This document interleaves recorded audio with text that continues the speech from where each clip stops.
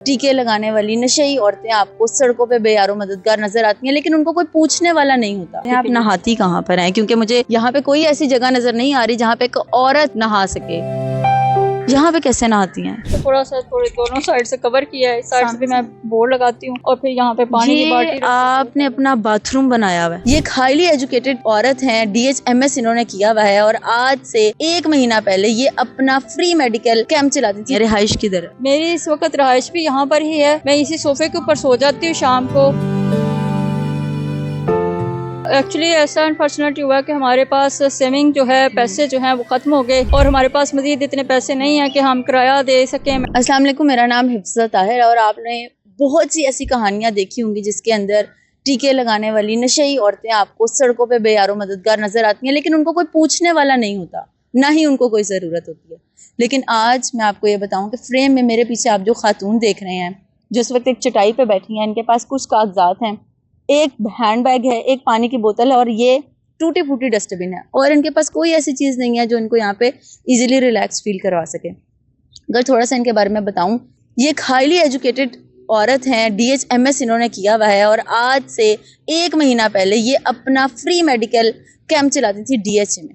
अब आप ये सोचेंगे DHA में कैंप चलाने वाली, वो भी फ्री मेडिकल कैंप चलाने वाली, आज इस हाल में क्यों है कि इनके सर पे छत नहीं है, इनके साथ कोई इनका फैमिली मेंबर नहीं खड़ा। और इनके सामान की अगर मैं बात करूं तो किराए के घर में रहती थी और मालिक मकान इनका सामान समेत इनको घर से बाहर निकाल, जो इनका जो सामान है वो भी आपको वहाँ पे मेरे बिल्कुल राइट कॉर्नर पे नजर आ रहे हैं। इनके घर का सारा सामान है। बारिश होती है तो ये वहाँ पर नीचे एक छोटी सी इन्होंने बनाई हुई है, उसके नीचे आसरा लेती हैं। ये जरा इनसे बात करते हैं, जानते हैं। अच्छा डॉक्टर साहिबा, ये बताएं ऐसा ज़िंदगी में क्या हादसा हो गया कि आप अपना सब कुछ छोड़ के इस ग्राउंड में आके रहने लग गई हैं, यहाँ लोगों का इलाज करना शुरू हो गई हैं? एक्चुअली ऐसा अनफॉर्चुनेटली हुआ कि हमारे पास सेविंग जो है, पैसे जो हैं वो ख़त्म हो गए और हमारे पास मज़ीद इतने पैसे नहीं हैं कि हम किराया दे सकें, मेडिसिन ख़रीद सकें या इस सामान को दोबारा से रिपेयर करवा सकें, पॉलिश करवा सकें, कोशिश करवा सकें।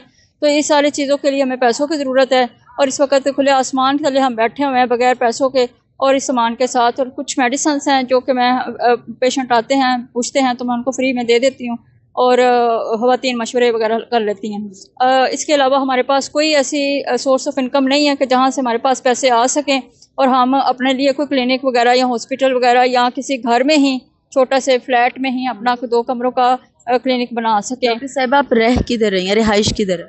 मेरी इस वक्त रहाइश भी यहाँ पर ही है। मैं इसी सोफे के ऊपर सो जाती हूँ शाम को, बल्कि 24 घंटे में पिछले 10 साल से इस क्लिनिक के लिए मैंने अपनी ज़िंदगी वक्फ की हुई है, एस्पैथी के लिए।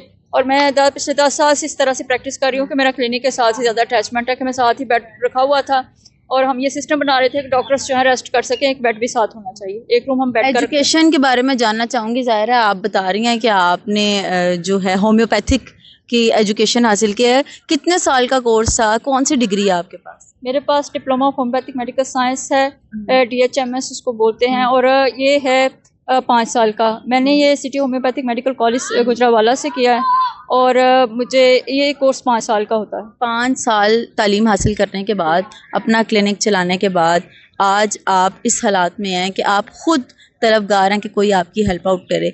लोग जब आपको इस तरह देखते हैं, यहाँ पर आसमान तले सोते हुए, चटाई बिछा कर, इस तरह खाते पीते हुए, मांग मांग के, कोई हेल्प आउट करने नहीं आता? नहीं, ऐसा तो अभी नहीं हुआ कि मांगने वाली सिचुएशन तो नहीं, लोग खुद ही आकर दे जाएं तो मेहरबानी है उनकी, हेल्प कर देते हैं। यहाँ पर आने के बाद तो 1-2 लोगों ने ऐसा, ख़वातीन ऐसी मेरी फ्रेंड बन गई हैं, तो वो 2-4 वक्त से मतलब उन्होंने 2 दिन से खाना वगैरह बेचा है और पानी भी पूछती हैं, आती हैं मेरे पास बैठती हैं। और कुछ लोग ऐसी ख़वातीन भी हैं जो कपड़े वगैरह कहते हैं कि चले हम धो देते हैं, फिर इस तरह से पानी वानी एक बच्चा है वो ला देता है। मतलब आपका नहाना, खाना पीना, कपड़े चेंज करना, सब कुछ इधर है इसी ग्राउंड में? हाँ जी, सब कुछ A to Z 24 आवर में जो भी है सारा इसी ग्राउंड में है। एज अ डॉक्टर आपने कहाँ कहाँ पे सर्व किया है? मैंने Nishat colony Ayesha homeopathic clinic के नाम से प्रैक्टिस की है, क्लिनिक में ही आयशा हॉस्पिटल के साथ हमारा क्लिनिक था। 5 साल के लिए मैंने वहाँ रजिस्टर्ड करवाया, वहाँ प्रैक्टिस की। फिर मैं शिफ्ट हो गई defence main boulevard Adil hospital के साथ लिंक 3 में, मस्जिद तौहीद के सामने। वहाँ 5 साल प्रैक्टिस की, वहाँ लाइसेंस हमें मिल गया और हमें माशाल्लाह बहुत अच्छा PHC से हम रजिस्टर। अब हमारा था कि प्लान कि हम सदर में बनाएंगे, ہمارے صدر میں بنانے کا مقصد صرف یہ تھا کہ میں فرسٹ ٹائم جاب کر لوں گی. میری ہسبینڈ سے جو ہے ڈائیورس ہونے کے بعد فائنینشیل بروکنگ شروع ہو گئی تھی, تو فائنینشیل بروکنگ میری سیونگ جب ختم ہونے تو میں نے سوچا کہ میں جاب کر لیتی ہوں. تو ایسے جو ہمارے غلام مرتضیٰ راؤ صاحب ہیں, پریزیڈنٹ ہیں, انہوں نے کہا تھا, مجھے ڈیوٹی لگائی تھی شاہین ہومیوپیتھک کالج میں, ہمیں یہاں بھیجا گیا تھا. تو سر نے بولا کہ آپ نا یہاں پہ اپنا سامان لے آؤ, یہاں کلینک بھی ساتھ کر لو, پریکٹس بھی ہو جائے گی. تو میں ان کے پاس یہاں پہ پریکٹس کرنا چاہ رہی تھی کہ فرسٹ ٹائم میں کالج جاب کر لوں گی اور سیکنڈ ٹائم میں جو کہ ممکن نہیں ہو سکا. ادھر آپ کو کتنے ماہ ہو گئے ہیں اس گراؤنڈ میں؟ اس گراؤنڈ میں مجھے تقریباً 1.25 مہینہ ہو گیا, 1 مہینہ اور 10 دن تقریباً. 1 مہینہ 10 دن سے یہ ایسے ہی یہاں پر بے یار و مددگار, کوئی بچہ نہیں ہے, کوئی فیملی نہیں ہے, کوئی ہسبینڈ نہیں ہے, اکیلی جو ہے وہ تنہا زندگی گزار رہی ہیں. گورنمنٹ سے, مریم نواز سے کوئی اپیل کرنا چاہیں گی؟